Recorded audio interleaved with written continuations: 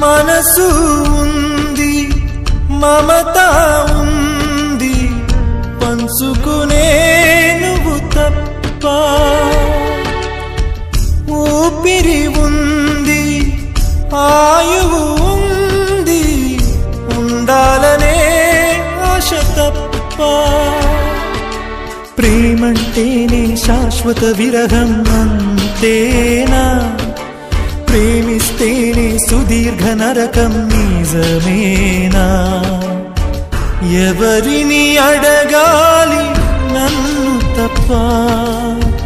చివరికి ఏమవాలి మన్ను తప్ప